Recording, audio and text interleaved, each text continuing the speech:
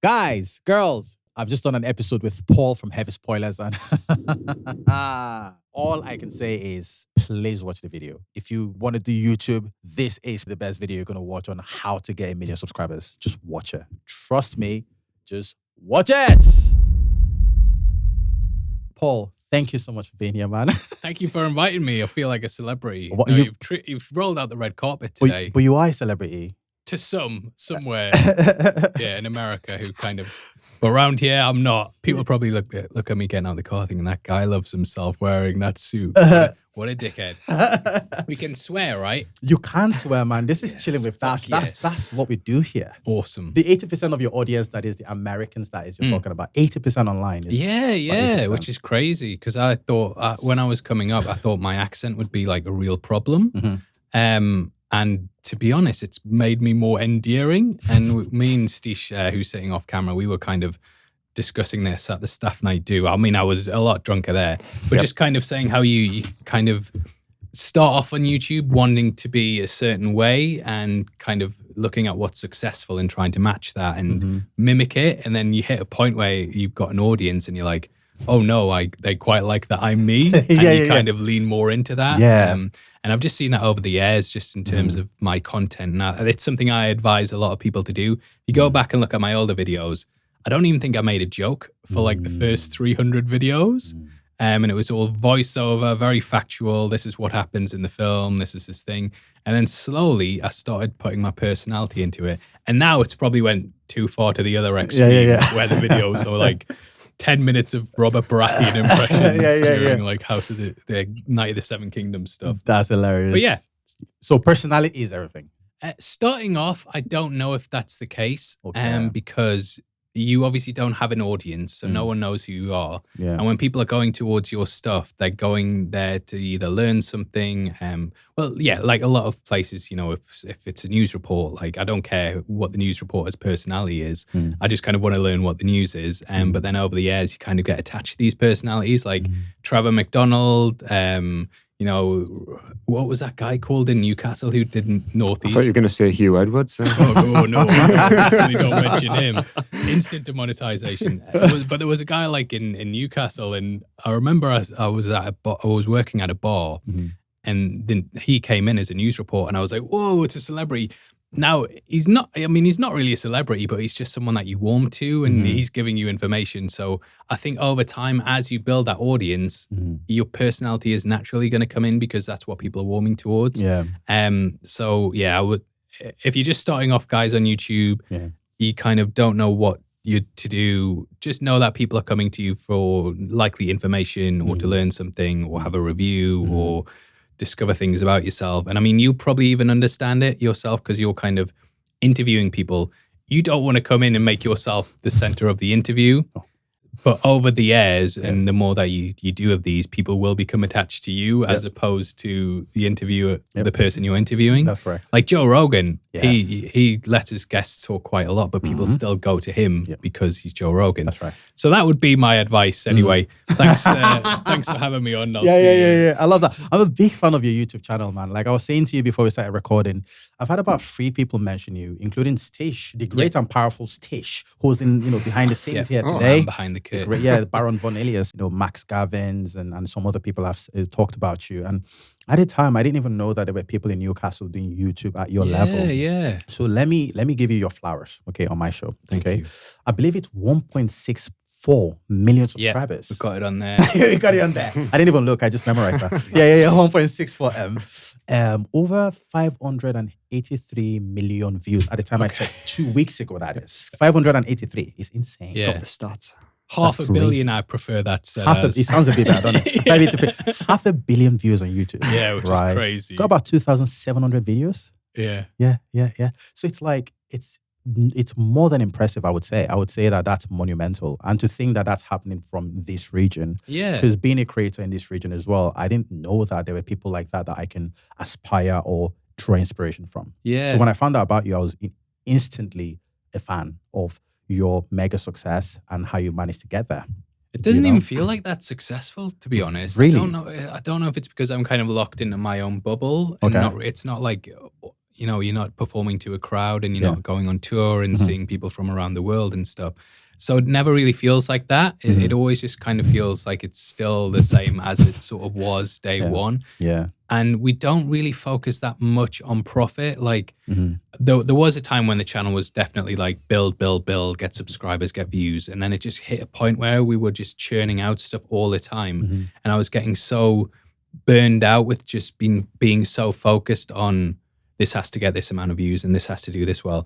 And then it kind of became a switch to, well, what do I want to do and what do I think my audience is going to enjoy, as opposed to what's the next big clickbait thing or next big viral video I can have. That now is like where it goes from being like the money to impact. It's kind of like this impact over income thing where you're feeling more fulfilled every day when because you're choosing to do the videos that you want to do now. Yeah. And I mean, to be fair, there's a lot to do with copyright as well and movie studios allowing and not allowing certain projects to go out. I remember from one of your videos, it said that Disney is actually a lot more lenient with that sort of stuff than most of the other brands. Well, I mean, yesterday we put out a Wicker Man breakdown about Monday or Tuesday, and then yesterday we got a thing from, and I even say in the video, look, Studio Canal are likely going to remove this video and we're going to have a nightmare trying to get it back online. And literally yesterday they sent out a copyright takedown, delayed takedown, gives us 7 days to either remove it or get a strike,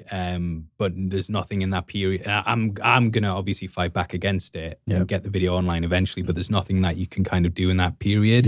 Just got 7 days of like the sword of Damocles hanging over our heads. But we're just kind of, we're so used to going through it now. But even years ago, if you'd said to me, like if I'd said to my past self, do a 48-minute video on the Wicker Man, old me who was knocking out like 10-minute Marvel videos every single day, being like, well, what's the big clickbait Marvel thing I can do? I would have said you're an idiot. But I find it much more fulfilling now to be able to do it. Yeah. And it just kind of separates us from a lot of channels, I think, as well, because we're just doing what we love rather than, I mean, it's not all the time, and we will make the odd video where it's like, well, this is just going to pay for the channel this month sort of thing. But on the whole, I would say we're kind of doing what we love, and I think people appreciate that watching it. You know what I mean? It feels a bit more authentic, and like we're not scrambling for views and trying to like mislead you into clicking the video. It's just very much like, look, this is an overly in-depth breakdown of a movie. You can see the runtime. You know the kind of level that we go to, and this is what we're giving you. Yeah. You spend a lot of money on these videos as well, as I've learned from one of the interviews that you did. You said something like you were paying editors £20 per minute of work? Yeah. Per minute edited, basically. About $20, I think. $20. Works out roughly. A minute of video edited could take the editor 5 to 10 minutes to edit. Oh, longer, probably. Even longer, probably. I mean, it's probably like an hour is to probably even edit 4 a minutes. minute, because there's a lot happening. There's like motion graphics. There's a lot happening in that minute of edit. You've got to think of the knowledge behind each edit as well. Not only like the knowledge of how to do the techniques and stuff, but also what I'm talking about.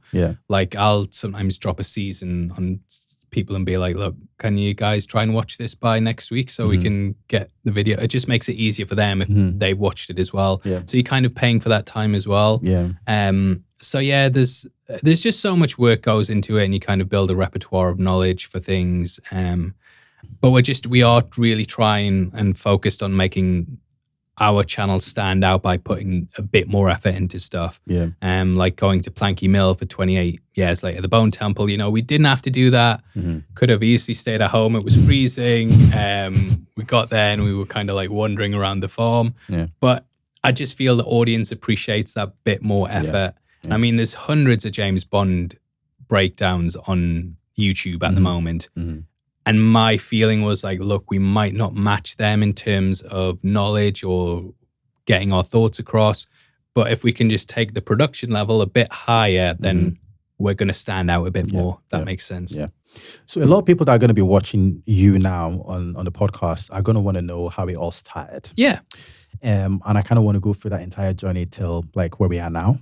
So what was life like before Heavy Spoilers even became a YouTube channel or a thought?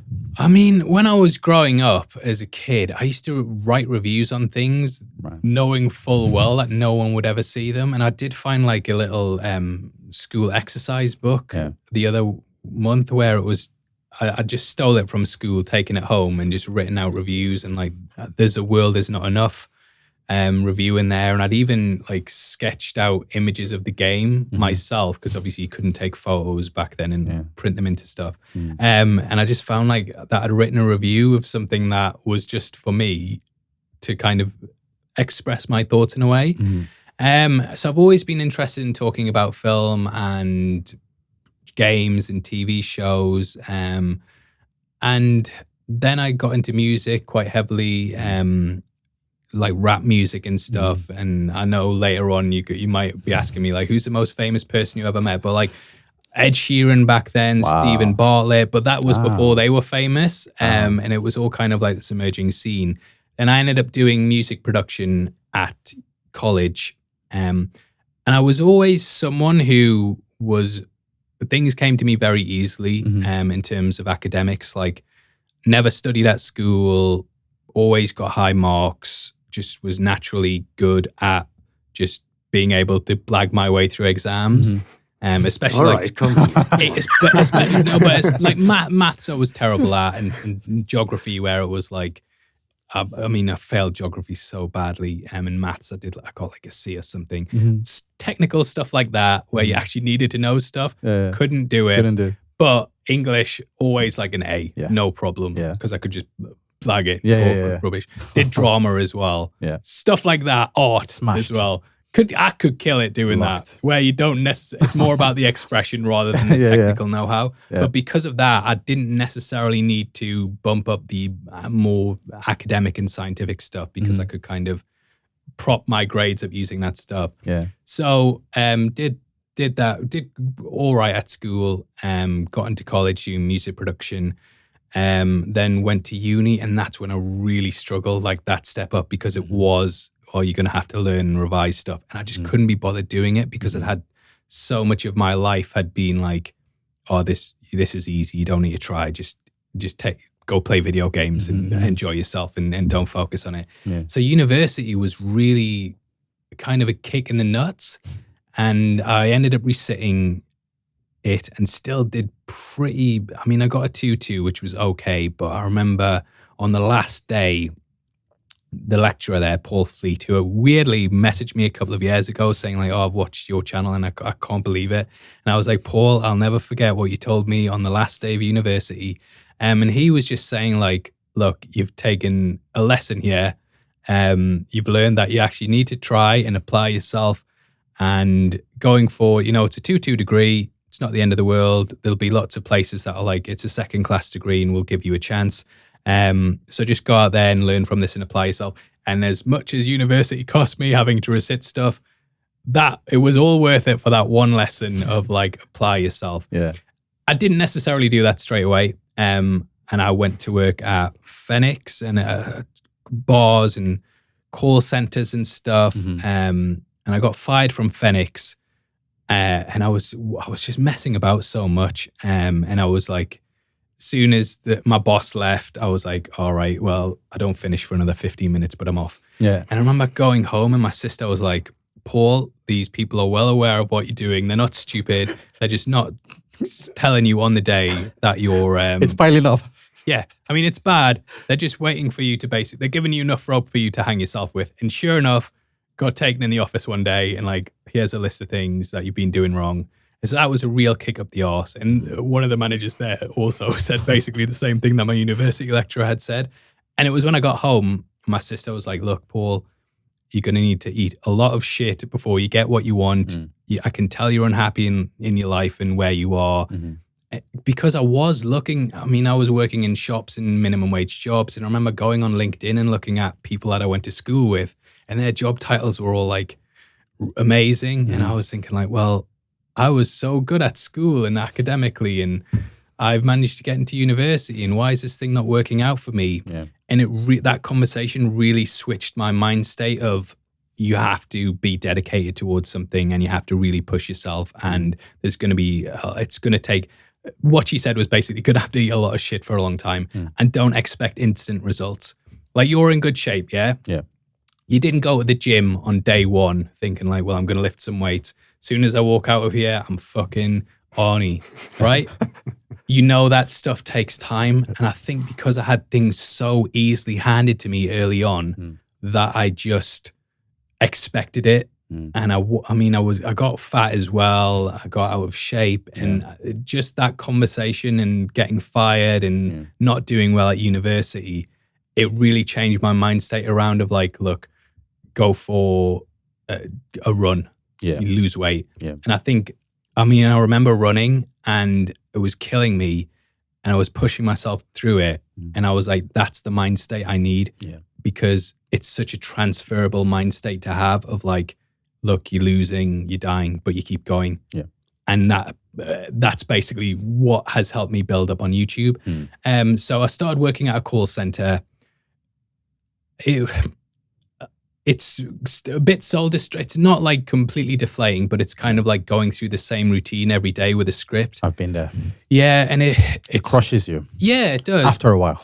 Yeah, and I had the mind state of, look, if I apply myself, I'll do well. And I was always like in the top 5 every month. But because of that, I was getting given like tougher assignments, which kind of knocks you back because it's like, well, I'm working hard and I'm getting places, but they're just giving me like more difficult things to do.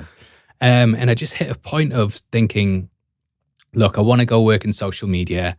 I'm just going to try whatever I can to do that. And I remember getting given, one of my friends started Unilad and they worked it up from like 1,000 to like the millions of likes that it had. And he said, why don't you go run the Geordie Bible page? So I pushed that. I got it to like 20,000 followers. And the Lad Bible came along one day and were like, shut this down to my mate who runs Unilad. And he was like, look, sorry, they might come in with lawyers. We don't think they own the words Geordie and Bible, but we don't want to take a risk. You're going to have to leave the channel. So I stepped back from that. But I'd seen firsthand that I can grow something. So I went out and I thought, look, I kind of want a job in social media. I was looking about the area and there was lots of different places that obviously were starting up. And this was around 2013. So social media was starting to become a thing where companies knew they needed it, but they didn't exactly know how to run it. There wasn't like someone who'd had 10 years of expertise doing this sort of thing because it was such a new thing.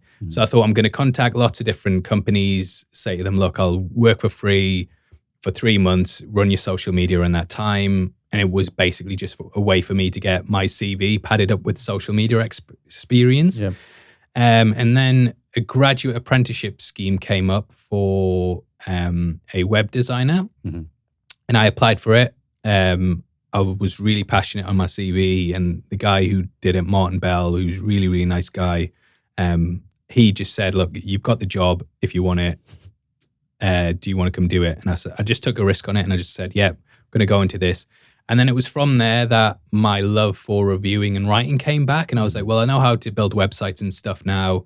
I'm going to build my own one, which is kind of doing reviews. And so while I was working for him, built up basically a catalog of Batman comic book reviews on my website.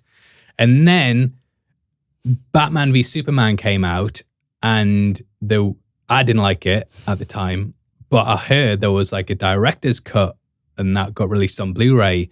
And this was also around the time PlayStation had given you the headset stuff where you could record footage and share, like speak into a mic and it played it over the top of the footage. So I went and just made a review on the director's cut. And because people had written off the theatrical version, they weren't reviewing the director's cut. And my video for that just kind of blew up. And that's when I realized like, I've made a video on this on YouTube. It's got more views overnight than my entire website has for like months and months and months. So yeah, that's kind of when YouTube started. But even then, I think it was still 4 years before I went full time with it. And there was a lot of bad times in that. We basically, I spoke to the boss and was like, look, me and my wife are thinking of getting a house. And we've paid the mortgage. Well, like, am I going to have a job in a year's time? Because I could tell his business was kind of flatlining a bit. He was like, yeah, no problem. Sign on to the mortgage. Move in. 2 weeks later, he comes back off holiday and he's like, Paul, I'm really sorry. I'm going to have to let you go. the business just isn't making money. And I remember just being absolutely destroyed. And my wife I'll never forget this either. I rang her and I was like, look, he said I can have a job. His friend's basically giving me a job. It's going to be a long journey. It's like 50 minutes travel a day, but it's something to keep us supported. And my wife was like, Paul, like, take 3 months, find a job that you really want to do.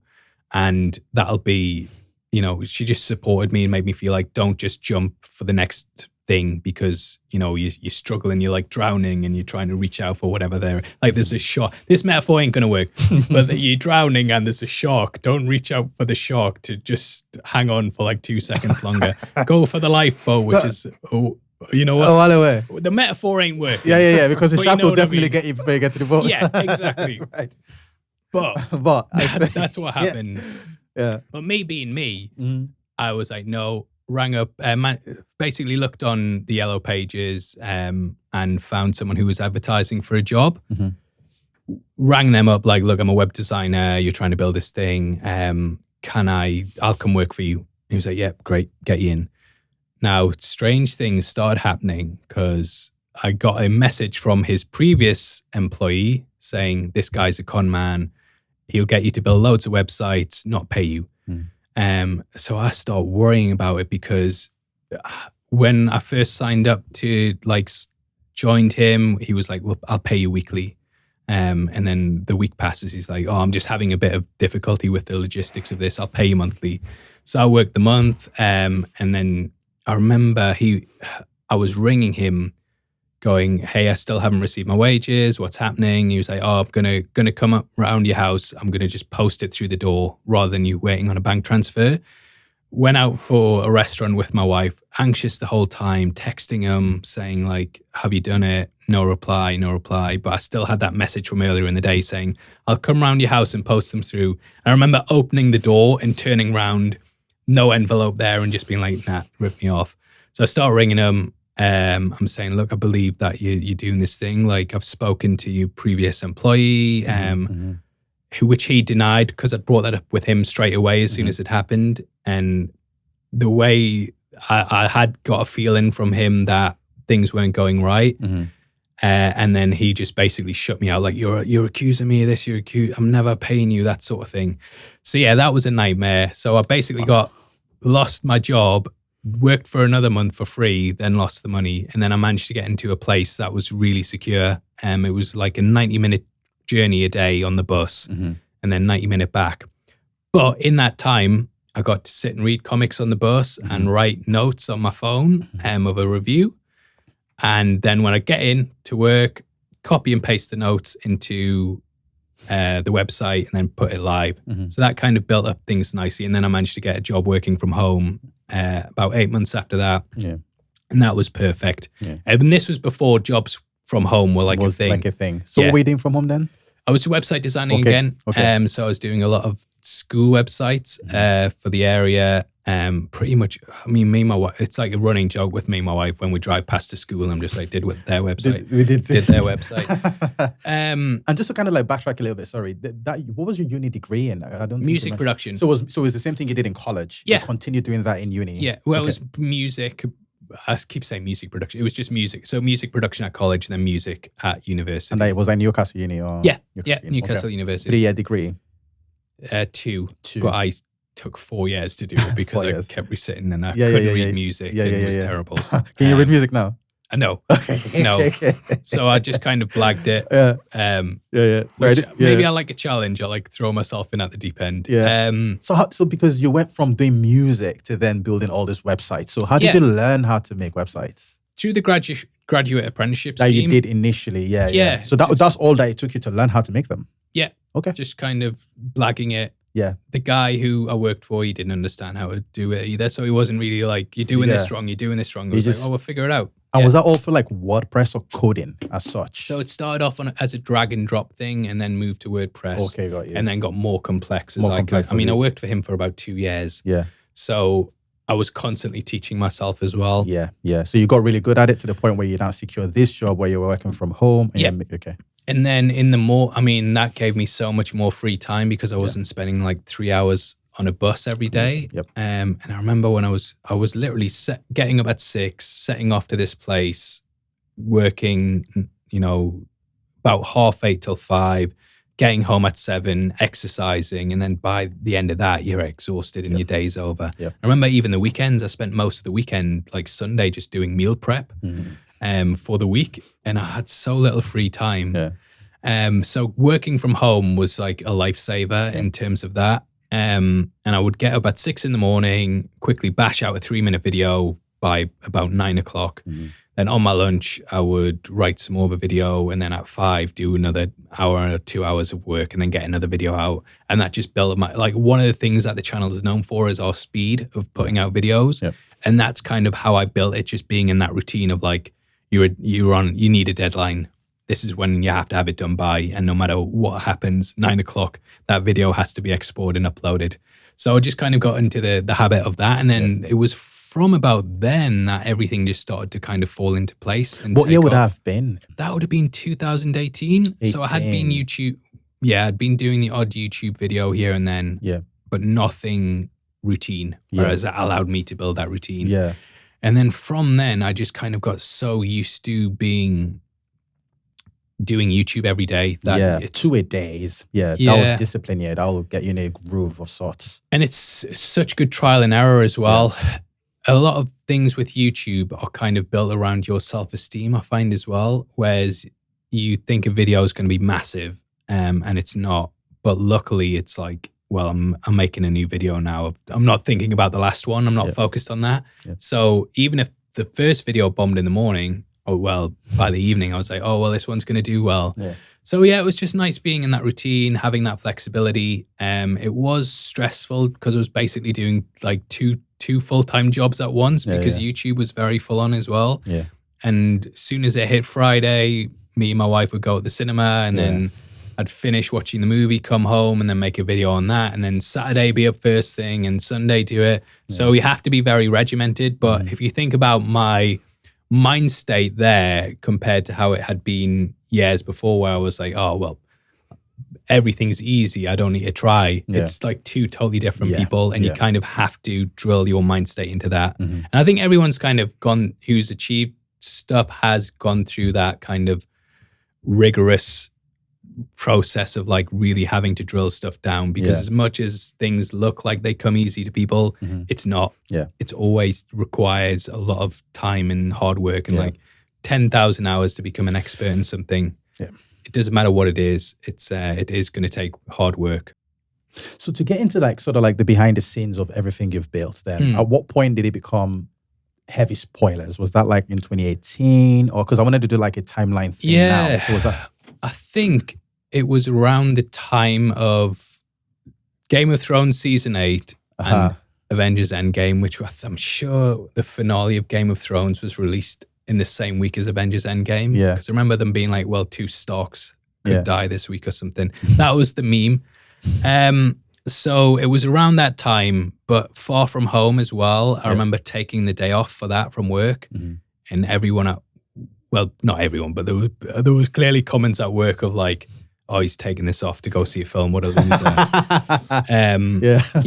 And I don't think they realized I was making more from YouTube than I was full-time at the job. That's crazy. And there were points when I think they were starting to suspect it. But even then I was like, well, no, I would never leave this job because it's a nice security blanket. And, it's not messing with my routine. But there was a point when a lot of their members of staff left, and I was getting given more work. And I remember the other guy went on holiday, and I asked for a pay rise because I'm like, look, I'm doing this much more work. And as happy as I was staying there, they denied my pay rise. And I think it was that day I was also like, look, I'm handing my notice in. And they were like, well, do you not want to think about it? And I was like, no. And I realized I was 30 years old. It was a good age to take a big risk of, if this YouTube stuff doesn't work out, if something happens where it stops working, you're 30 years old, 5 years time from now, you could easily get another job doing something. You're not like old and decrepit, and you've hit a point where you've got enough experience to kind of take this leap. So I just decided to do that, and that's kind of just when it all took off. And I think that first month was really worrying, where it was like, look, there's no security blanket here. You are just a YouTuber now. And it worked out really well. That first, I think it was September, and it just took off. Of 2018. I want to say, it might have been 2019. 2019, yeah. Yeah, it would have been 2019. 2019, 100%. And how many subscribers would you have had back then? I think I had 130,000. Got you. I probably could have went full time at 30,000, but I'm just very adverse to risk. Yeah.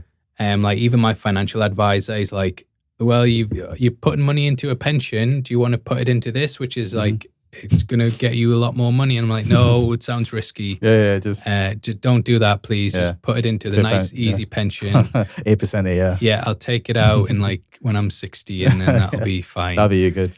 Yeah, so it was just kind of very risk averse with stuff. And I probably could have done it at 30,000, but in the back of my mind, it was always like, this might not work. Yeah. So doing that comparison then, so at 130K subs, how many views would you have been doing at that point as well? I think about 2 million a month. Okay, got you. So that will be getting you paid enough, more than enough to be able to be okay. Yeah. No, it was a really nice... comfortable amount, and was it just yourself at that time, or had you? No, it was just me. Just you. So you were editing all the videos, all your thumbnails, everything. Script writing, recording, editing the audio, video, which I hate doing now. I hate like all the jobs, so I've just like hired Steve to deal with bullshit. I think nice to know. Yeah, I think I've just done it so much now. It's like I can't imagine anything worse than editing. Really damn. Yeah. But you still do an element of it now where you still kind of like set up your own camera and film your own self. Yeah, that counts, yeah. So you still do that much? Yeah, but I think a lot of people get it confused and think, how many subscribers do I need to go full time? And it's not subscribers, it's views. It's views. Because that's what is getting you the money. And that should always be. But even views then, views used to be, you could work out an amount on it, on how much you would make. But even now, it's hard, isn't it? With shorts are just like, don't pay at all, really. And a lot of reviews can come from shorts, and that's the issue. I'm blown away by people who are full-time TikTokers and shorts makers because they've got to come up with like a viral idea every single day. And even if it hits 1 million views, it's not that much. No. You could do like a 10-minute YouTube video with 100,000 views, and you're going to get as much as 1 million views on TikTok or YouTube even.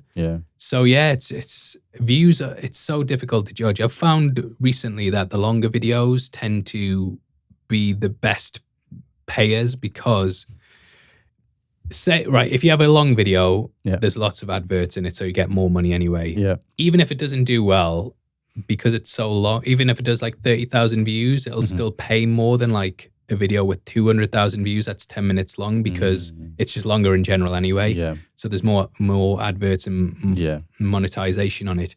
So I found that recently, it's like, and that's why our videos are starting to get longer as well. It's because, well, if this doesn't do the views that we want, it's still going to, we're not going to be bankrupt because it's at least going to like probably break even. And when it comes to like advertisers and stuff, do you as a channel decide how many go on, or is it your video is like 2 hours long, YouTube just puts them wherever they want them? I mean, we used to work off like a 5-minute rule. Okay. But now we do get more complaints because I know YouTube have started automatically doing it. Okay. So I don't know how many they add in now. But we just kind of we literally get the timeline and just drop them in it used evenly. to be about 3 minutes-ish, I think. So that means that once you've got to YouTube Academy and you're part of like their affiliate program, when you're putting your videos up, you can now kind of like mark out where you want the ads to be. Same as cards, sort of, Okay. And you add cards and, you do your end screen and then add cards and you just kind of drop in links to other videos. So some people have a lot and some people don't have as much. Is that where sponsors then come in? Because if you have sponsors that are willing to pay you a specific amount, then you might go, I don't need the YouTube ads because the sponsor is and that's kind of when they've started bringing in automatic ads. It's a bit difficult because it's like they'll also put their own ads in. Whereas in the past, you would be like, like you've said, like, oh, well, I've got a sponsor here. Maybe maybe reduce. Jam 20. Yeah, 20. adverts Yeah. into this. Yeah. Wow. Do you know what like the average cost per is it minute? Is that what it's called? CPM. Yeah. Cost per minute. Is that what it's called? Yeah, I've cost got per no mile. idea. I think it might be cost per mile. I might be wrong on this, but the average CPM for a UK creator on YouTube is that like depending on the kind of niche you're in. So for instance, because I think they do it per 1,000 views, isn't not it? even niche either. It's weird. So it tends to be the more niche the niche is how you get paid more. Yeah.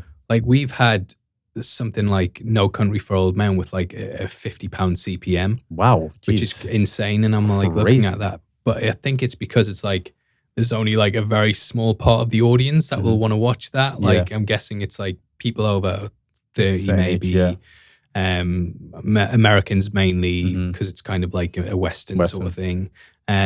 So that's very targeted, and I think they can get that, and YouTube can figure out like, look, these are the adverts that we need to put on that, so they can charge more because it's more likely to hit someone.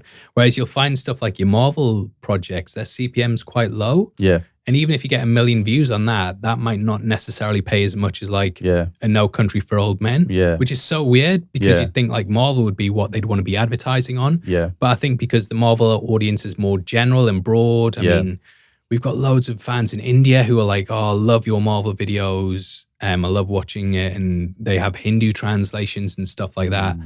That which shows to me that Marvel is more of a worldwide brand. Yeah. Whereas No Country for Old Men, you're going to be able to tell companies, look, this is perfect for your company to advertise on.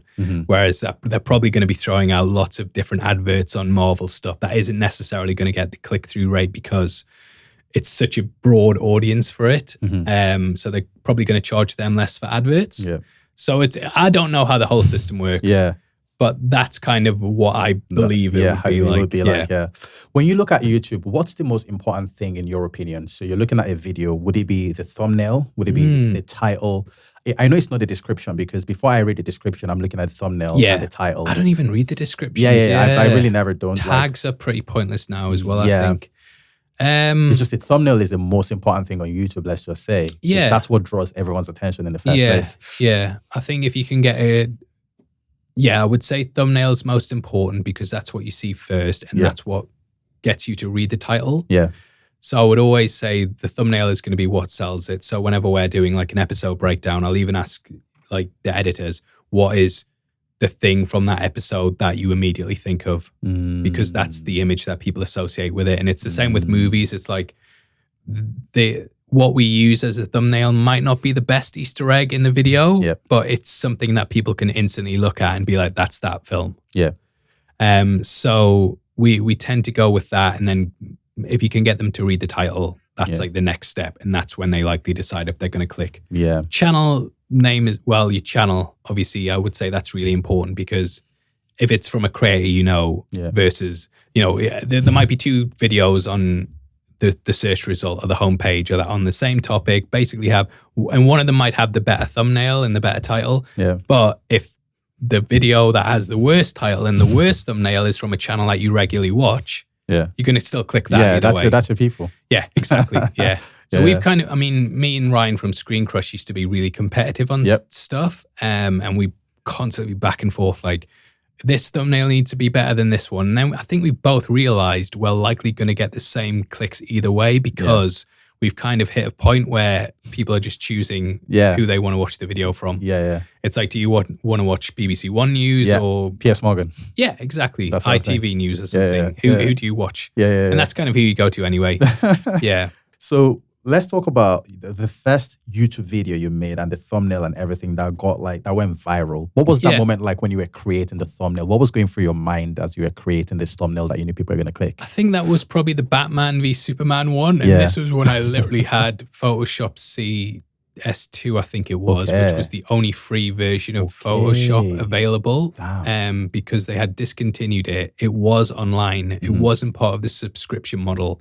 And it was something that at the time when they sold it, it was like, you buy it, you get a life. They'd not been like, we're going to charge you every month. Yeah. So that was like the last free version of it. So I think it was on that. I can't remember what the thumbnail was. Yeah. I think it was very generic and straightforward, but because I was kind of used to YouTube and website design and Photoshop, I knew how to like just basically sell stuff quite quickly.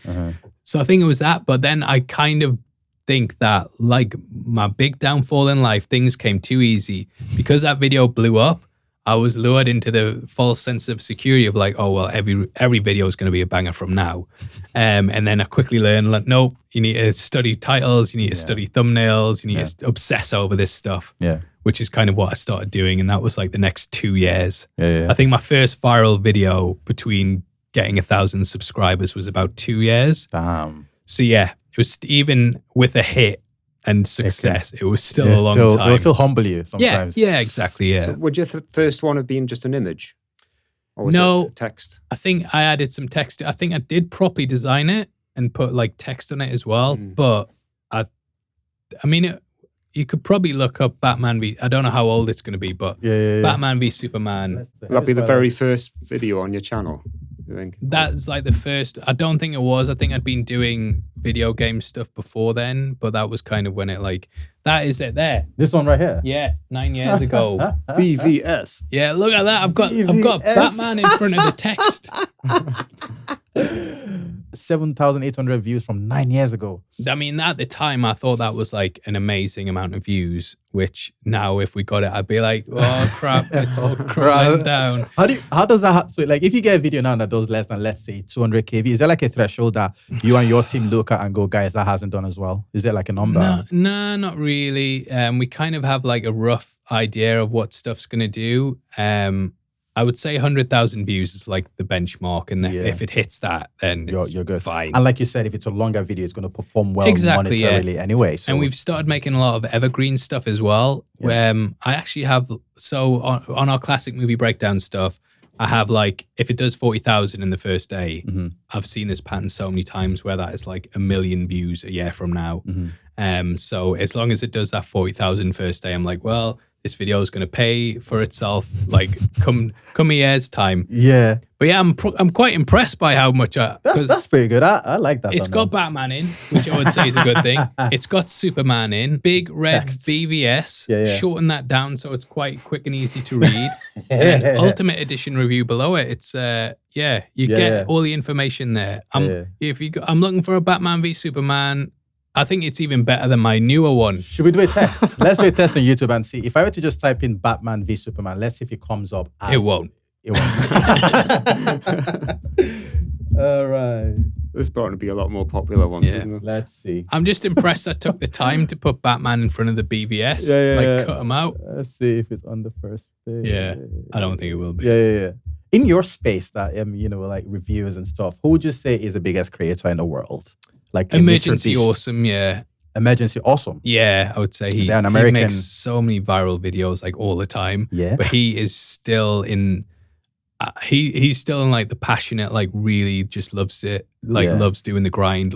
That's what the feeling I get anyway, whereas I'm more like, what kind of stuff do I want to make today? That sounds disrespectful saying he's in the grind, but I get the feeling he just gets it. Want to be like, we're going to make a video a day. It's going to do loads of views. Whereas I'm more kind of like, So he's got 4.73. 4.73. Yeah, such a nice guy as well. Charlie. Is he UK based or? He's American. He's American. And he is one of like the OGs. So he's been doing it for a while. Yeah, like maybe 10, 15 years. Damn. Really nice guy, very humble, and clearly just loves this job. Just loves it. Yeah. Whereas I don't think he's kind of had the burnout that I've had. And I don't know if that was me having kids or what, but he's still like, he is your perfect YouTuber because he can just get up in the morning and make a great video, goes viral, always hits the views, audience loves him. Whereas I kind of hit a point where I was like, I feel like I'm just churning stuff out that I hate making. Yeah. And that was kind of like, how can I justify buying an Aston Martin this week? It's like, we'll do a James Bond series. Yeah. Go do that. Yeah. Are you at a point now where you're, I know you're making things that you like again. You're making stuff that you like again, aren't you? Yeah. You're in it. You're in it. But it was just like... And I don't think he doesn't like this stuff. Yeah. He clearly loves it. Yeah. It's just, I I found it difficult to find the motivation to keep doing it. Yeah. There was Yeah. something that you said that I appreciated on a podcast. You said something about like just doing higher production quality stuff. Yeah. Because there's a lot of fun in that. You're sometimes shooting off site, so that's fun. You're talking about doing documentaries, maybe even style it just stuff. adds a bit more variety for me. Yeah. And I don't know if it's kind of because I'm sort of a jack of all trades. Yeah. Like when I started out doing like the scripts, the audio, the thumbnails, the lighting, everything was kind of me doing something else. And I just enjoy the learning process is a lot for me. Yeah. Whereas when we were getting millions of views on stuff and I was just churning it out, I wasn't learning anything new. You know what I mean? I was just kind of like, oh, well, I know this is going to do really well. Yeah. Because it's like Marvel, Avengers, Doomsday, end credit scene leaked. I was like, that's going to do really well. But it wasn't, when you do like hundreds of videos of that, it just doesn't, you lose the spark with it. You know what I mean? Yeah, You've got to kind of keep what you're interested in as well. Yeah. So that's kind of what I hit. And like, look, I feel like I've came across like I'm saying this guy's like doing that, and he clearly is enjoying what he's doing. Yeah. It's just for me trying to do that. I found it difficult. Yeah.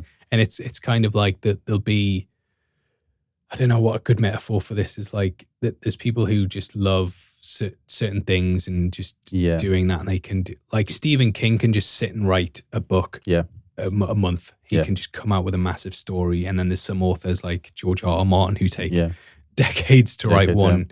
You know what I mean? So it's just, you've got to kind of find what works for you.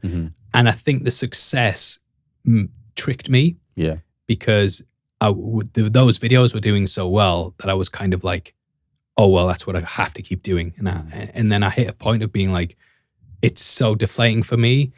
And there was so many people when I told them that, look, we're going to stop doing these daily videos. We're going to take like a 60-year-old movie and do like a 2-hour-long video, that people were looking at me like, you're a fucking idiot. This is why do it when the going's this good and everything's going great. Yeah. And it was kind of like, well, look, something's going to give up, either me or or I'm going to keep going, but it's going to have to be down a different path. And I just wanted to keep going. And I was like, this is going downhill anyway, because I could tell the interest in Marvel was slipping. And you can keep swinging and keep fighting in the corner, or you can hit a point where you're like, well, this isn't going well. It is going to end eventually. Do I spend the next 6 months struggling, fighting, hating what I'm making? Or do I just say, you know what, I might be able to get 6 months out of just making what I want to make? Yeah. Because it's probably going to end in 6 months anyway. Yeah. If I stay on this path. And I was like, let's just make a Shining video. Yeah. Let's make a video on The Thing. And weirdly, those are like some of our highest viewed videos now, because we just, I don't know if people could tell that I'm really passionate about that stuff and kind of going the extra mile. Like I could easily knock out a 10-minute Thing video, but if we're doing like a 40-minute video, it's a lot more effort, but it's more fulfilling and kind of learning this stuff and giving the viewer the best experience, hopefully. I get a lot of my mates like asking as well, like, oh, why are you covering like Night of the Living Dead? Yeah. And I'll be like, well, because they're like all-time classics and like people are still interested in them. Yeah. So it's like if you're going back to like new stuff and it's like throwaway, a lot of it where it's forgotten like the week after, and these ones have stood the test of time, so you know it's got an audience. Yeah, I mean, we'll make stuff and then it'll get to the end of the week and I'll be like, I can't remember what we made on Monday. Yeah. Where if it's just like a throwaway video, whereas I like you find this stuff more fulfilling, I'm sure. Yeah, as well. You find out interesting things, especially The Shining, because that's one of my favorite films as well. So we've done a couple of breakdowns on that. So it's always nice to find out all the behind the scenes info and like all the weird little things that happen throughout the film. And it's the same with a lot of things. It's all the interesting details that get you more involved in the film as well, and you would like appreciate it more. I wonder if with Hollywood changing so much, everyone is talking about how Hollywood has changed a lot and movies aren't what they used to be. Has that changed the landscape of the kind of content that you're doing as well now? Because everything is all on streaming now, and how does that impact what you do? I think because, I think there's always those interests in those old films as well. And I think because there wasn't people like me around back then who would like make videos and in-depth analysis of this stuff, that going back to the classics, it's kind of an untouched territory. Yeah. And there's so many people, like we always joke like, oh, let's go break down Citizen Kane. But there's just never been a breakdown of that movie. Whereas like Scream 8 or 7 or whatever, that'll get like 10 breakdowns on it. You know what I mean? Whereas no one's done like that level of analysis on a film like that before. But like, I mean, if you look at the views on our Shining video, it's like 5 million views or something, which it's getting like 1,000 views a day. Now, it doesn't seem a lot, but you add that over 3 or 4 years, that has paid off infinitely more than if I'd just done a like Loki's powers explained video that got like 100,000 views day one. And it's like, oh, look at how well this is done. This is like day one. Whereas The Shining, I think, got 20,000 views the first day.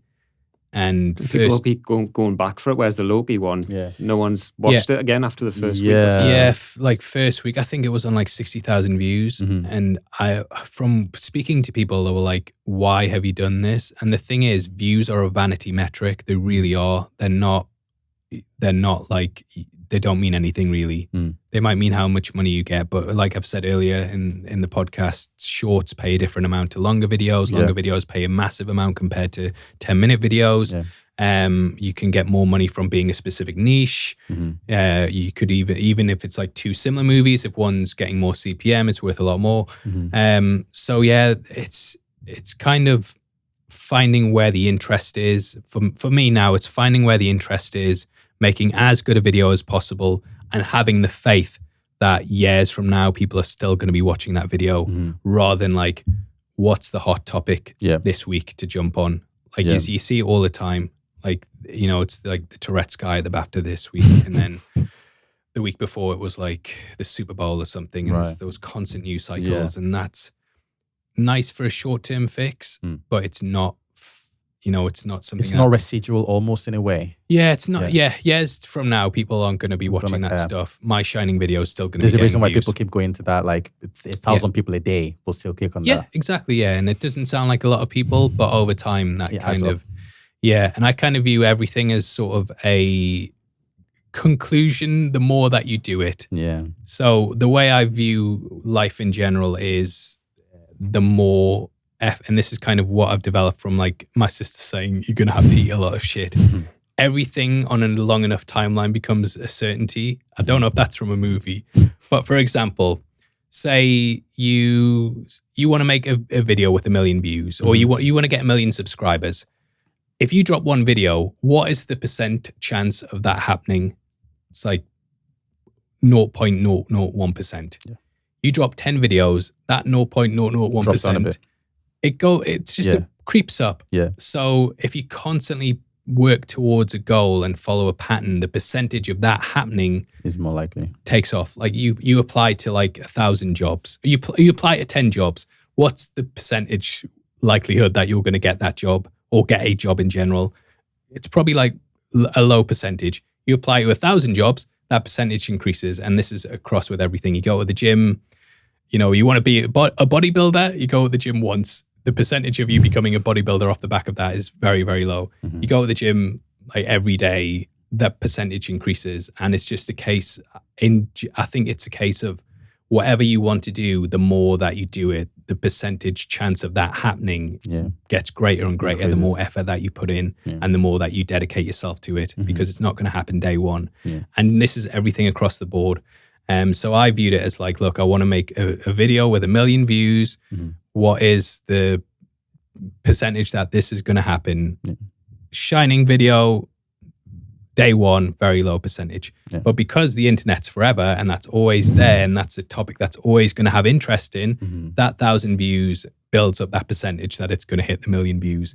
So yeah, it's just making those kind of decisions and choices that what you want the outcome to be, you just focus on that and do whatever you can to get things in place so that percentage increases. And it's going to take a lot of work, building yourself up, getting your skills and stuff. But yeah, that's just kind of how I view everything. And everything is kind of almost a certainty of, all my videos will hit 1 million views, but it might take 200 years. Right. It might take 200. Yeah, but because they're always online, the percentage of that happening is really increased. So this is the thing that I love that you've said. So correct me here if I'm wrong. So the benchmark for a video that's going to hit 1 million views is, did you say 20K? 40,000 views 40K in the first day. Yeah. Okay. So on a classic movie breakdown. Breakdown. If you had to look at like a channel like mine, I've just hit 1,000 subscribers. I have about 180 videos and we've done about 170K views. A lot of those views are coming from shorts. So not from people actually sitting in to watch the full podcast. Because the podcast is essentially a cultural podcast where I have creatives from the Northeast on and talk about their experiences and stuff like that. So, and no one knows who I am as a person. So I'm trying to like break into that sort of like, as a podcaster, how do I go from people, like 100 people watching my videos, for instance, to like more? So what would your advice be for a smaller channel like mine? Because it's a podcast. People don't necessarily want to really listen to a conversation from someone they don't know. Let's be real, So it's that thing of, I'm doing well with my shorts on TikTok, on YouTube Shorts, but not on the longer videos on YouTube. So I would probably take a modified view of what shorts are performing well. This is modified view of how that means nothing. So you basically have long conversations, and I would clip them into sections, like 10-minute sections with titles like, this is how. So say today what we've talked about, I would say, this is how you can eventually get to 1 million subscribers. That would be a great title, and have me in the thumbnail doing that. Alan Sugar. Looking in a, You're fired. Yeah, looking in a like I know what I'm talking about. Yeah. And then kind of talking about the mind. So that would, a 10-minute video, that would be like there. And then at the end of that video, have you come on camera and be like, hey guys, if you want to see a longer version of this podcast where we talk about this, and kind of learn more about that, go click this link in the description. If you want to subscribe for more content like this every day, this is what you do. So I would do it like that, because clearly if the shorts are doing well, there is something in that shorter version of the podcast. So I would kind of try and take those clickable viral moments that are more centered on a certain aspect or talking point from the podcast itself, and go from there. You know what I mean? Like we've clearly talked about like my life story, advice on YouTube, your designing your first thumbnail. Yes, that's definitely what it was like designing your first thumbnail, and have that, and just have like the BVS thing. And those kind of things will probably drive people to watch the full long podcast. And the fact that even they're 10 minutes long, they'll kind of pay for themselves. I was literally going to comment, saying when you were talking about that million, I was like, this is a good clip. This is a good short. So it's kind of identifying those moments. And I mean, I do it sort of in a way with the breakdown. Like when you're choosing thumbnails, you are choosing out of everything the most interesting thing to market about what the podcast is about, and how to get people to click on it to watch the whole thing. And instead of having that mind state for a thumbnail, have that mind state for a video. I'm definitely going to take your advice on making shorter videos. And then going on at the end of the videos and saying, guys, if you want to see more, this is where you can watch the full thing. But if you were to like title this podcast even as it is now before the end of it, what would you title it? Like, what would be on the thumbnail? Heavy spoilers exposed. I've actually thought about. Just have a pixelated picture of you. That's for the main podcast as well. I've thought about having running an interview series like with other YouTubers where the title is just like their name exposed. And like right, because I am exposing myself. You are exposing yourself. You're talking about that's how I would title it, because it's kind of that clickable drama thing. People will be interested to see like, oh, what's up with him? What's his like controversy? What's his controversy? Exactly. And do you actually have any controversy at all? Like positive controversy? Again, controversy is positive. I mean, you get labeled so much stuff all the time, like because people love and hate you, don't they? Like some people love you for like telling them things, like discovering things in the video, but some people hate you for spoiling it at the same time. So you do gather which makes no sense. Which makes no sense. Even politics. Like I get so many people calling me like a lefty. I'll get called left wing and right wing like 1,000 times crazy. a day, and I'm just We'll actively like, never even include anything to yeah, do with like but that. even not mentioning stuff can get you in trouble. Like Yeah. Scream 7's being like, and it's like, well, look, we've tried to keep it objective, focus on the film. Is the film worth going to see? Yeah. And even that can be like, well, you're clearly this and you're clearly that, and it's like, no, I'm just trying to do a movie, be a movie reviewer reviewing a movie. Yeah. But yeah, like we've seen a lot of it this week with like the Tourette's stuff, where there's been a couple of movie reviewers and who I'm friends with who've said stuff, and they've got really badly like cancelled. And I've been saying to like, it's exposed quite a lot of people and views and stuff. In like their views, Yeah. it's almost as if sometimes just be quiet. Not that don't have an opinion on things, but you really have to think about whether or not it's worth it having that opinion in that time. It's almost as if it's better for you to wait its course and see where things go. Well, it just boils down to having critical thinking skills. Yeah. Because, you know, if I was saying to you, what is the best critical thinking skills you can have in a situation? Say that you're a policeman and they bring in like two people and one of them's like, he's a killer, and he's like, no, he's a killer. Yeah. Would you? And they're both accused. Coming up with these weird. No. You take one of the people into an interrogation room. They explain their story. Yeah. Would someone with critical thinking skills decide off that first person Absolutely who not. the killer is? Nope. Or would they bring the second person You in? have to bring the second person. So I always view it as, look, don't instantly blow your mouth off and make a decision based on a reaction straight away.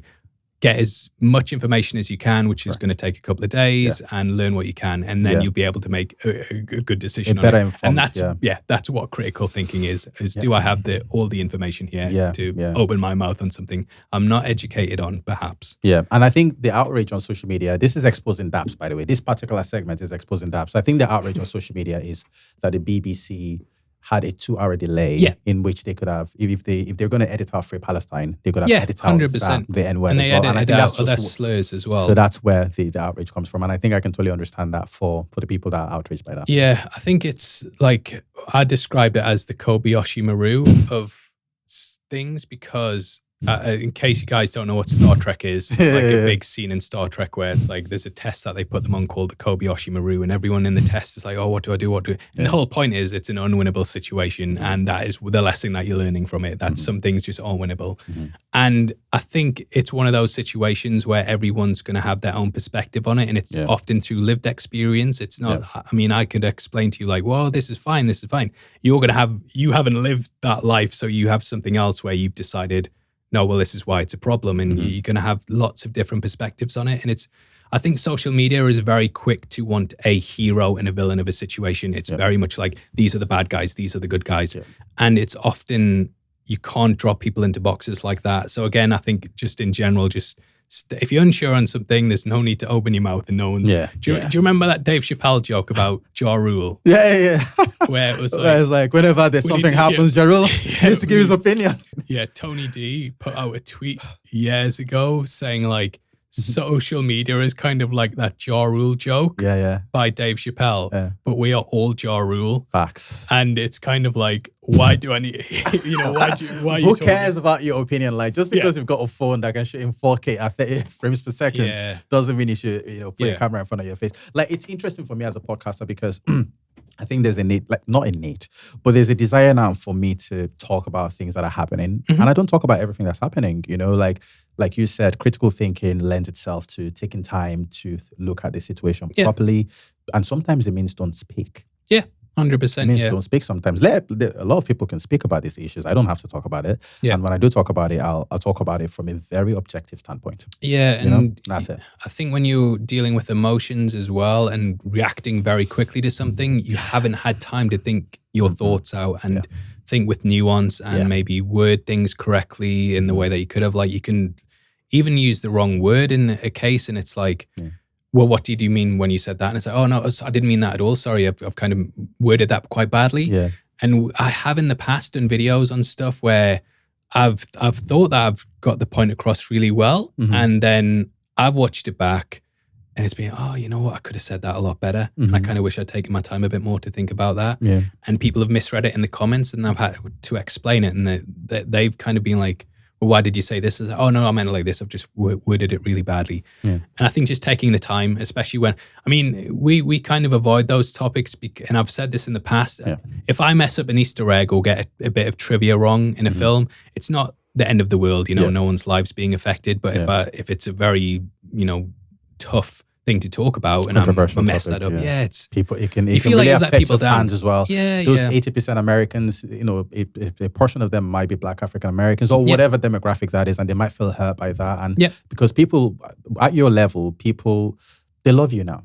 We need to listen to Paul on our way to work every day, on our way back home whilst I'm doing the dishes. So you're a very comfortable part of the family. You're a very comfortable part of their lives. And so it only takes for you to say one thing. And then they go, oh, I didn't know that this guy didn't like us or whatever. And then now they're gone. So it's like sometimes you don't need to talk about it. We've got so many public speakers that can talk about certain things. Talk about things a lot better and that's than what me their channel as well. Like Piers Morgan said, my show is to educate, or what was it, entertain, inspire, and irritate, or something like that. And irritate was like a big part of that. And that's what he does really well. And we all appreciate Piers for that. But, sort of coming back to yourself and the things that you've created, I wanted to ask you, so for a small channel like mine, I've got like 1,000 subscribers.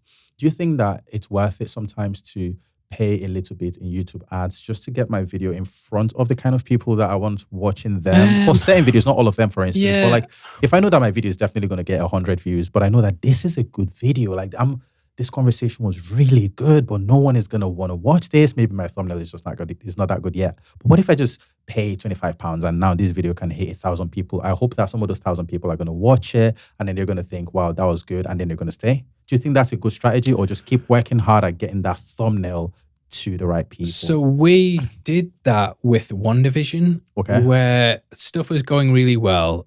And I just thought, is it worth putting extra money into this to kind of pay just a bit more to see what the results are? Because we're not losing money, and we'll see what happens. And I think it was like £200 for like 8,000 views or something. Right. And looking back, I was like, well, was it really worth it? If it was a guarantee, I would say yes, but you just don't know. You don't know how YouTube's advertising. Like personally, I don't click any adverts. I mean, I've got YouTube Premium now, but even back in the day, I never used to really click on stuff. But I mean, it can be good for bringing awareness. I suppose it's a case-by-case basis. It's kind of like, what do you want in return? Do you want people to see the video? Because it will do that. We'll put that in front of more people. But it's like when people get bot views and bot likes and stuff, it just kind of doesn't actually create an audience. It's just engagement on a screen. And again, like I said, views are kind of a vanity metric. That extra 1,000 might make you feel a lot better, but say it's stuck on 800 views, those 800 views, those people might be as fulfilled as the same 800 people that are going to be fulfilled at 1,800 views. So personally, I just always avoid paying for it. But I have done it in the past. I mean, you could clip that. I avoid paying for it. You truly are getting exposed today. So, yeah, it must work if companies are actively advertising on YouTube all the time. But personally, I would just avoid it because it's just a number. It's just that a number. Isn't really... And you'll often find like videos that get views boosted don't gain more comments and stuff, and it's very rare that they get like interactions and stuff. That's correct. So that's where you draw that line. I was thinking that I would rather you spent that money on something else. That's actually going to make the videos improve or something. On like production quality and stuff. So I wanted to go through like a fire round, just because I know that I've written a lot of questions here, and I wanted everyone at home to definitely get the most out of you today, if that's okay with you. Do you remember like 0 to 1K subs, how long that took? 2 years, roughly. 2 years. 1K to 100K. I think that was about a year and a half, I want to say. Yeah. From the first 2 years? Yeah. Okay. So I did those 2 years to 1,000, then from then it was just What are you counting as the first year, do you think? When would that be? Oh, I don't even know. Yeah. Because when does it go from being like a hobby to like this is it, I'm doing it? This is Hard, it, it's like blurred, isn't it, a bit? Yeah. You're I'd not thinking about it at the time. Yeah. I'll put my first year properly at 2024, even though the channel started in 2020. But 2024 is where I literally went from 0 to 100K views. Yeah. You know, so how about 100K to 1 million? How long did that take? Oh, I think that was maybe 3 or 4 years. Maybe. I think you're about 800,000 when I... So that was 2021. I mean, yeah, I always kind of just see us at 1 million. And whenever anyone's like, how many subscribers you got? I'm just like, 1 million. And I'm probably like, obviously I'm closer to 2 million now, but I'm just You can still say 1 million. Just round it up to that. Yeah. At what point did the editors start joining you? Well, no, because we had a couple before that, but it was always like as and when, like end of the week, and then Stish was like the first full-time guy. Like, you Come on, 9 to 5. Where the hell are you? It's man likes Stish out here. 9. Sorry, boss. Yeah. So this part is interesting to me, like running a company, because you're running the company, right? Do you enjoy that, or do you enjoy? No, because Mr. Beast gets cancelled like all the time for how he's running his company and stuff, and I always kind of have like a feeling that this has just been dropped on him, and he's not necessarily like equipped to do this. You're kind of learning how to be a manager as you're doing it and run a business as well. Yeah, and it is a very, very like steep learning curve. Yeah. And it can be, you when you hire people, you think, oh, my job's going to be a lot easier now because I'm just giving stuff to other people. But often you end up working those hours anyway, doing more work. Yeah. And you've also kind of got to balance it. A lot of it's problem solving and schedule dealing with, and I can't imagine running a company with like 100 people and you're just like thrust into a position of power all of a sudden when you're in charge of a lot of people. And then like say out of that 100 people, like 5 people come in like, oh, can I pick my kids up from school today? And it's like, well, I've got this thing that I need to be doing. You know what I mean? It's crazy. Yeah. Crazy. And I feel like we've kind of already talked about this, but I just wanted to give like a clear first like fire round on this one. So your video that got the first 100K views, how long did that take you? Do you remember? I think that might have been either Bird Box or A Quiet Place. Wow. Okay. And there was a weird time period because YouTube used to be everyone was monetized when you made a video. Yeah. And then there was a time when they switched to being like 1,000 subscribers and my first, so I didn't have 1,000 subscribers, but my first video that blew up and got 100,000 views was as they brought that in. Crazy. And I remember I got demonetized straight away, but that video was getting numbers and crazy insane numbers. And I was thinking like, just looking at it every day, thinking like, if I'd released this 3 weeks before they did this policy, I'd be quitting my job now. Yeah. And I remember just looking at it every day, thinking like, oh, the money I would have been making on this. And then I finally hit 1,000 subscribers, and I think it was they had so many applications that it took another 4 months. They're really quick with it now. If you hit that benchmark, you get monetized within like the week. Yeah. But it used to be they had so many applications to go through. I think even after hitting 1,000, it was like 4 months before I actually got monetized. Damn. And in that time, I had so many videos just going viral all the time. And I think even before I got monetized, I was probably on like 2,000 subscribers, but that's how long it took between, And so how does YouTube pay? Is it like monthly or? Yeah, so just about the 25th of every 25th of every month. They just put the money in there, and then as a company, you sort that out within your people and all that. Yeah. Wage day is pretty much always around then, isn't it? Yeah. I'm never like end of the month. It's always like 24th, 25th. Yeah. So what does your team consist of now? So you've got 4 editors, is it? Or yeah. So Stish, Jaden, Matt, John, and then Sheridan does t-shirts, MT's hosting as well. MT's in the US, right? Yeah. Sheridan's in the US as well. Yeah. And then we've got like freelancers as well. What do they do? Like just for editing as well? Yeah. TJ writes for us a lot. Yeah, it's just yeah. Do you have anyone doing more of like the behind the scenes boring stuff in terms of the company, like just payroll and all that stuff? Yeah, we've got accountants. You've got accountants and stuff. Yeah. I don't know if I would say they're like members of staff. Yeah, they're not members of staff. They're just like all the day-to-day stuff. Yeah. Do you get recognized much in the Northeast? No, not really. Nah, not at all. Once in a blue moon. But I bet if you went to the US, that would be different though, slightly. Maybe. Probably be like chasing after me like, Yeah. you Autograph. spoiled. Can I get autograph? Yeah. You ruined Squid Game for me. Yeah. I mean, we went down to York, and then I went to the toilet and came back, and you were like, oh, this guy come over and he was like, is that Paul from Heavy Spoilers? Yeah, I waited till I went to the toilet to check, and then, but didn't say anything when I came back either. Don't tell him. Don't tell him. Just blow his head up. Me and Ryan Airy, when we met up, we were in Scotland, and this guy came over and was like, Ryan Airy, is that you, Ryan Airy? And I was sitting with Ryan's wife being like looking really angry, and then I think the kid noticed me and I don't think he was like fanboying over me, but it was more the fact that me and Ryan were together. And he was like, "Oh, I can't believe it!" Yeah, yeah. So that was. I thought you hate each other. Yeah. Your friend. Yeah, that happens a lot, doesn't it? Yeah. Yeah, when you find out that like Logan Paul and KSI are actually friends and they've started a company together. But then did they not box each other at some point? Well, yeah. I mean, it was beneficial. Yeah, it's for beneficial. both. I mean, we just play up to it now in the videos as well. Yeah. Like it's always mentioned, and we're just like always they taking. always do like crazy edits, and I'm like, is Ryan going to be annoyed that editors are doing this? But I never tell them. You like, never tell make them. the Sticking worst Ryan's possible face on picture, people and like in a stuff. toilet and stuff. I love that you've taken this onto Spotify as well now as well. That's cool. Yeah, I don't do that actually. Yeah, is that so all I have MT? another team, Digital Fox, who kind of handle all that. They were like, we will do this and take a cut. Is that okay? And I'm like, oh, yeah, sure. How much are you taking? And then you just let them do it. Yeah. But it makes sense too, because are they just taking your YouTube videos and making them into audio format? So they pretty much handle all that, Yeah. And then you get paid from that as well, obviously, because it's working out they're well. really, really good.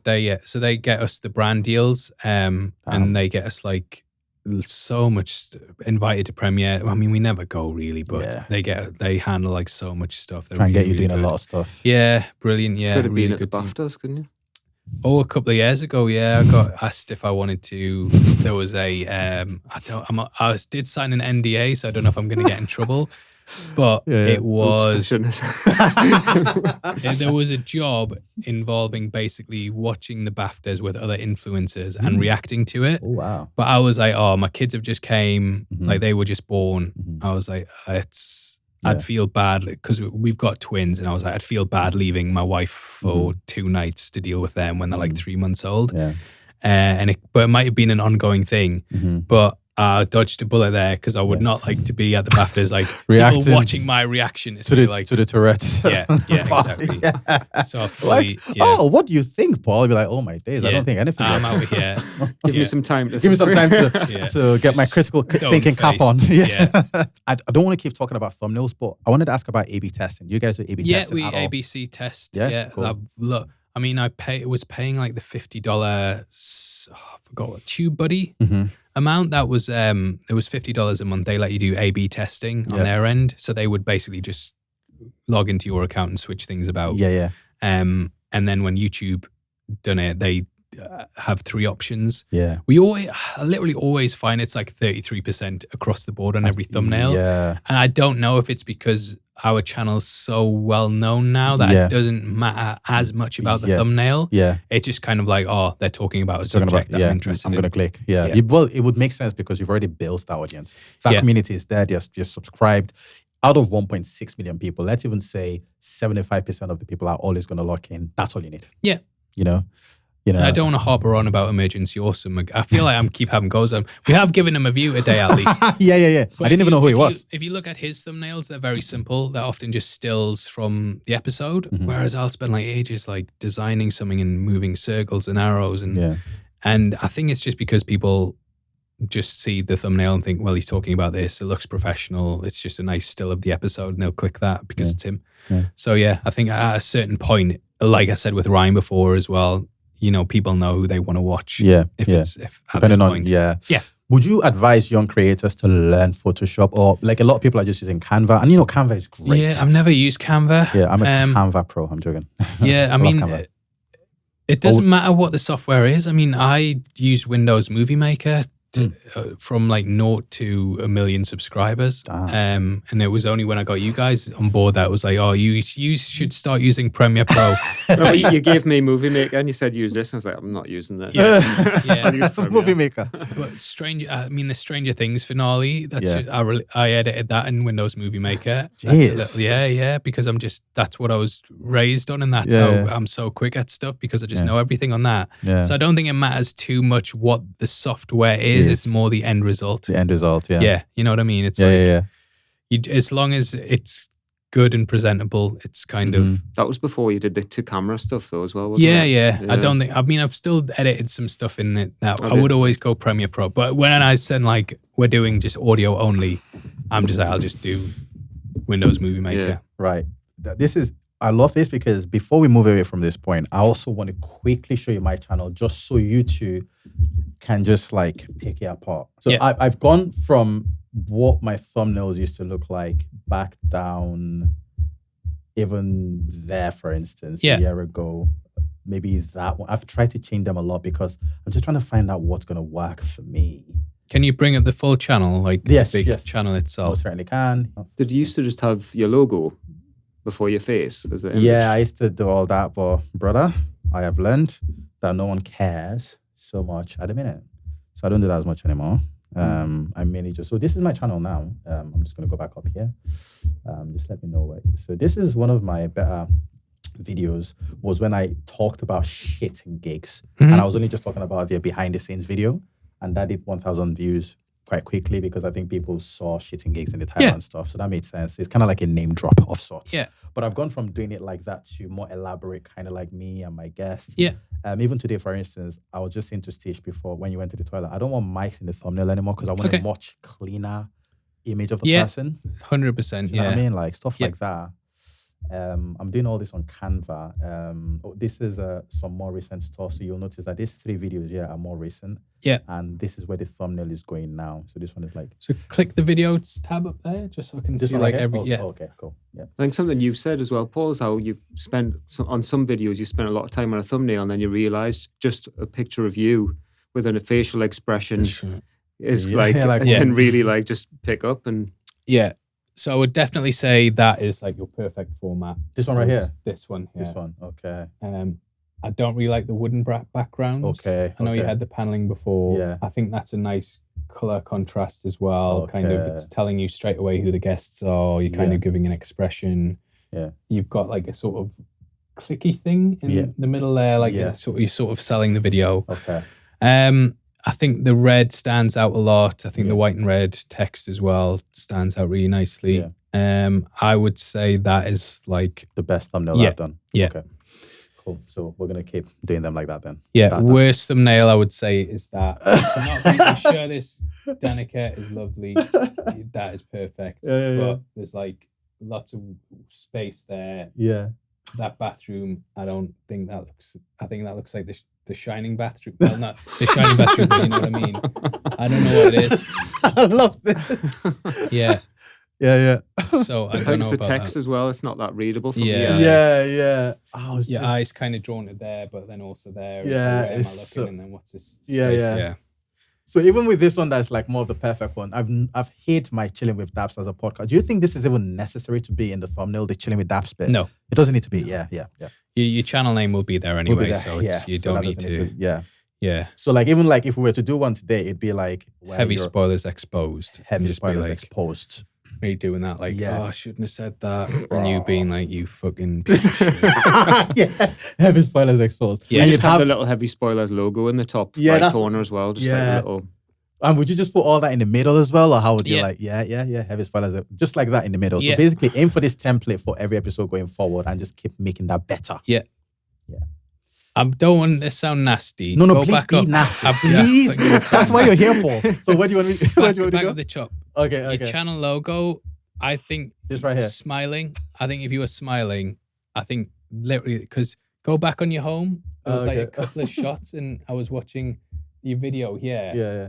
And just you smiling away. Yeah. I think there was a couple where you smiled, and I thought that even a screenshot of that would look better as your channel logo. As a channel logo. Like that, where you looked off to the side there, I think that would be perfect. So for this logo here. Smiling, I love it. For this logo here, you mean? Yeah, just Okay. you know, we've came in today, you've created a warm and welcome atmosphere for me. You've got me Greg's, we've chatted.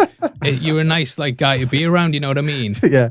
And that's what the guests are going to feel when they're watching the video. And that's probably what your viewers are going to feel as well. Yeah. And I think just a smiling, welcoming face is going to just draw people in a bit more. People in a bit You know more. what I mean? Like you're sort of mid conversation there, but Yeah. I think like a nice big cheesy grin. Yeah. Probably like, Yeah. One of those that, okay. You're a handsome, friendly guy. Ah, I know sell you've it. got a very nice face, a welcoming face. Oh, You know, you thank have you, man. I a big grin on appreciate there. Yeah, even the channel name, chilling with Daps. Yeah. Oh, People are coming to chill with you, you know what I mean? They want to chill out with They a want to nice chill out with friendly a guy. guy. Yeah, we've got some plans. Looks like you're having a go at someone there. You're like, oh, you. Yeah. Daps Morgan Uncensored. Yeah. Yeah. Oh wow, that's amazing. How about this bit here? This has always been like, what the hell? Like, what do you do here? Oh, I honestly don't think about it. I You don't think threw about that, something yeah. together That's in like just- half an hour, and that was Yeah, it. Really, And we just have like buzzwords, don't we? Like Buzzwords. reviews, Yeah. spoilers. But I mean, I don't breakdowns. think it's going to make or break your channel. I'm not Yeah. going to be like watching a video, really enjoying And it, then liking looking it, at and then that. I click Yeah. that and I go, whoa, Yeah. I'm not fucking. You could have like subscribing. a sort of collection of images of people. Yeah, I've been From the thinking about interviews that. across Just from like a something. collection of images. Yeah. Yeah. That would be a fantastic idea. That's what I'm gonna do.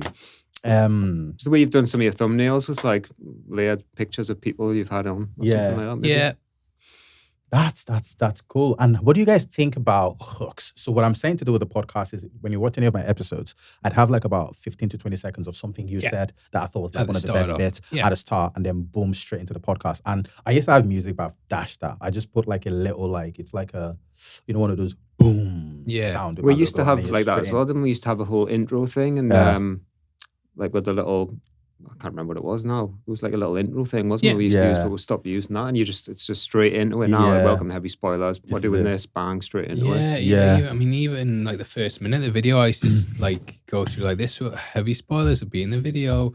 Please like it. Please subscribe. Please get. And you just cut all that out because no one's really. You It's, just want to have to be straight into it. yeah, don't you? no. People just click something. I don't even do like a spoiler alert anymore. It's just Yeah. kind of like we try and just get in as quick as Just we get can. straight in, yeah. You had a lot Yeah. of time when you were doing like the short thing, weren't you, at the start, like a key part, and then Yeah, went into it. And just those thought, this videos is have done coming really up. well. I should Yeah. probably go back to that formula, but Yeah, I forgot we did that. Yeah, just kind of you want to just hook people in straight away. I'm thinking about like doing two different types of things. I think for episodes where it's like there was like a hook in the conversation, bring that back as a like kind of like a small intro. But I'm even thinking that for maybe certain episodes, do a small intro myself. Hey guys, I've just had Paul on the podcast today, and this stuff was incredible. Do that for like 5 seconds, and then straight into the conversation, as opposed to like dragging from the middle. Do you know what I'm trying to say? Yeah. So I'm trying to play with that. Like even for this episode, like I want to go back and sit down and go, do I do the thing of like, hey guys, I've just had Paul on, and wow, what an amazing experience that was. I learned so much. I think you're going to learn so much as well. Boom, straight into the episode. I Something would like go that. so straight into the million 3, subscribers 2, thing. 1. Ooh, so we've just had an insane podcast there. I cannot believe that. This is going to blow your mind, and then you cut into it. That would be There my you go. He's gonna do that That's now. what I'm gonna do. That's what I'm gonna do. That's what I'm Yeah. gonna start doing. yeah. But 'Cause- we do start videos like that sometimes where you'll be like, yeah, like you, yeah. That's what I'm gonna start doing. Because then it's like, then they're just gonna watch, and from the moment the podcast starts, it's amazing anyway. And Yeah. if you know who Paul is from Heavy Spoilers, you're not gonna be watching that sitting at the edge of your seat, like just interested in hearing everything. Do you know what I mean? So I think, yeah, that's amazing. We have a lot of Wow, that thank where you like so we'll much. play a clip from a film and then it cuts back to you and then you're reacting to that. Yeah. Or even like with the Bond stuff recently where Paul's like put himself in the scenes Yeah. of the Bond films, and like that's like obviously it's like something different and it's really Yeah. funny just to watch like Yeah. the actors talk and then it cuts to Paul like when he's walking out the door, he's skiing down the Yeah. hill like it's James Yeah, Bond yeah. and that. That was the best day of my life. Was that all green screen stuff? Yeah. Oh, that's sick. I need to go back and watch that again properly. That's You wouldn't be able to tell though it was green screen. Oh no, Yeah, it's so it was incredible. like the James Bond. Spy Who Loved Me, yeah. I think it'd be good to do more stuff like that as well. I Yeah. like doing that sort of thing. Yeah. as well. And guys, if you ever want me to join in on any fun stuff, not that I'm a part of the team or anything, I'm a I'd be happy to come hold the camera, do some BTS or whatever it is you want, man. I'm so you happy. mentioned that before. Yeah, I mentioned that to you. I was like, anything, man. I just want to do this full time. Okay, if you were stuck on an island, you could only watch, because I wanted to know like what your favorite movie is, just out of curiosity. Oh, because we've just done The Shining. That's like really high in my mind. Yeah. I really love The Godfather. I'm giving such like basic takes. The Thing as well.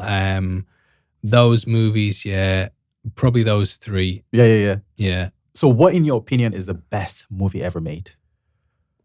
Is it still Lawrence of Arabia? I want to say. Really? It's a long film, but I've just watched it again. It's like incredible, even from like a production point of view. Some of the shots they have in that, the fact that they've had to get extras in to do it all. There's no CG. You can literally take that movie and just watch like moments of it, and it's just incredibly breathtaking because it's real. And Bridge Over the River Kwai was another one I watched recently, where it's just like the scale of it. Ben-Hur. It's one of those things where your opinion can change like so often about it when people ask you. Yeah, and I think Lawrence of Arabia is great because it's kind of you can view the film as like the sort of hero's journey, but it's also so like it's a deconstruction of it as well. And by the end, it's like extremely tragic, and he's kind of lost his soul. And there's so many different nuances and layers to it. So that would probably be the best film of all time for me. And even Dune, if you watch Dune now, so much about Dune. But if you watch that and then watch Lawrence of Arabia, you're like, all right, they've clearly like took a lot from this. Yeah. And is that the Dune where there's like prophecy or something? Or am I thinking about the same thing? That was a TV show. Oh, that was it. So the Dune, the TV show, is different to the Dune, the movie, right? It's all the same universe, but it's like 10,000 years before or something, or 1,000 years before. I'm going to get slated. Do you know who was? You should know these facts. Do you know who was raving about Dune? That I thought, if this guy's raving about Dune, then I need to watch it. Is Duncan Trussell on Joe Rogan's podcast. So it made me, but I've still never seen it. So now I've added it to the list. First one is a bit of a slog to get through. Okay. It's quite long, but the second one's just insane. It's just insane. Yeah, and that's the one that got released recently, like 2024 or 5 or something. Yeah. 23, I think. 23. I want to see. Yeah. Is there like a close second movie, in your opinion, to those to Lawrence of Arabia, or is that just? It's gonna sound basic. Like Citizen Kane is just one of those things that when you watch it, you're blown away by all the techniques that it invented in terms of storytelling, in terms of camera, everything across the board. If you go back and watch movies from the 30s and compare it to what they were doing there with what Orson Welles was doing, I mean, you could release it today and it would be like a modern movie. It's just insane the amount of craft that's gone into it and how forward thinking he was, and you can just see how it completely changed how stories were told. And are you a series guy at all, or not really your thing? Yeah. Yeah? So you mean like... so what would be like your favorite series you've ever seen? Well, I'm going back through X-Files again now, and I'm really enjoying that. That was kind of what I grew up on. Damn. Obviously, Breaking Bad's always like one of those things. Haunting of Hill House I really, really enjoyed. Midnight Mass by Mike Flanagan as well. I would say those are like my favorite. Your favorite. Probably. Yeah. Okay. Wow. How about acting? Would you ever act? I did. No, that's why I used to do that in school. Yeah, in school. Yeah, but even like now, would you like, if someone came to you with a script? You're looking at the next Bond. You're looking at, that's what it is. It is suit and everything. Like, I can see that. Do you think you could do that? Like if they came to you with a Bond script? Pretty much been playing James Bond for like the past 38 years. Dude, do you know how sick it was when I went downstairs and I saw you parked in your Aston Martin directly in front of the door as well. So as I was walking down, it wasn't like you were to the left. You were perfectly in my line of sight. I was like, that's so sick. Yeah, been lining it up. Just gotta get this right. Walked out the door, the Aston is just down like, that's so sick. No, appreciate that. How about who's your favorite actor? Oh, I don't even know. I don't even know if I have one, Ricky Hay from because I talked to him. Shout out to Ricky Hay. Shout out Ricky. Yeah. And this one, like, obviously, massive respect to Mrs. Paul. Yeah. But do you have a celebrity, like, actress or crush? Do you have a celebrity crush? Oh, I don't even know if I do. Yeah? Like, maybe Cameron Diaz in The Mask. I was like, you know what I mean? Yeah. When she walks in the bank at the start. I was Yeah. like, I don't know oh. who said that on the podcast as well. They're like, Cameron Diaz from The Mask must be the go-to answer for like everyone. I don't know. Yeah, Halle Berry in the Flintstones as well. I can't believe that was like a kid's movie. Crazy. It's like she's crawling around on the desk and like, That is wild. yeah. Last fire round question. Who would you like to next sit in your chair? So I've been thinking about this a lot. I think Calvin Dyson, who's another Bond YouTuber, but he's worked for like Disney and stuff. He's just gone full-time YouTubing. He's kind of taken a leap with it. I'd love to hear from him because he's got so many like interesting stories, and he's like a massive James Bond fan. He's traveled around the world to the sites and stuff. So yeah, someone like him would be good to get on. That's amazing. Oh, I thought of this on my drive here. I was like, I like to find out like who's like the most famous person in your contact list. So like if you were to like if you went, do you know what? I've got Mr. Beast's number here. I'll be like, I can't believe it. Like, someone like that. I don't know. No? Probably Ryan Airy or like Greg Alba, but I don't see them as like famous. He doesn't you know know what as I mean? famous. I just see us all as kind of like YouTubers. I mean, Ricky Hay from I chat to him a fair bit. He's quite like, but even him, I'd just consider like a friend. as a vlog. Yeah. I don't know. Yeah. And you don't even see yourself as a celebrity? No, not at all. Crazy. In a dress in like one, but I don't want to say That is wild. Yeah. Damn. Yeah, dude, man. Thank you man. Damn. Thank you so much, dude. You don't understand. Yeah, it's fine. You don't understand Thanks what for this having me on. means for me, man. This is what I've worked so hard to get to the point where I could just sit down with, the likes of yourself and just like learn. Because it's not just the cameras are rolling and the mics are on. It's like I'm actually learning. I feel like I'm back in school, learning the subject that I enjoy the most, that I've never had the chance to be around people that I really draw inspiration from, because it's hard to be around those types of people. They're very busy, you're doing other things. So, thanks for supporting small creators today, me being Well, that was creator. me. I remember looking at there was a YouTuber with 8,000 subscribers, and I was like, oh, if I could just get that. And I was even like stalking his social blade and thinking like, well, how has he managed to do this? Like, what's he done? So I've been there, and it's even today, I feel like so blessed that people even want to talk to me about this stuff, and that I have an audience that like watches it. Because I remember those days of like the long nights of putting out a video that didn't do well, and then working through the weekends and just dedicating myself to it. So just even having an audience there it's just insane to me. That's amazing. And like you said at the start, it's like rare that you get people from the Northeast to even get to this level. And for me to be I get a lot of imposter syndrome. That's amazing. Wow, Paul. The last thing I wanted to ask you before we finish up is, on a scale of 1 to 10, you're chilling with Daps. Yeah. On a scale of 1 to 10, how chill have you found this episode? I've found it lovely, No, I've really enjoyed it. Too chill. That's not 1 to 10. No, 1 to 10. 1 to 10. 10. Yes, that's good. I was so chilled, I wasn't even thinking of the question. Oh, that's I was amazing. concentrating on That's it. amazing, man. Thank you very much for being here. For everyone who watched, thank you all for locking in with this episode, man. Paul has been nothing but just the best, and Stish behind the scenes as well has provided a very comfortable situation for us all by being here. So thank you all, and we'll see you when we do the next one. Take care. Bye-bye.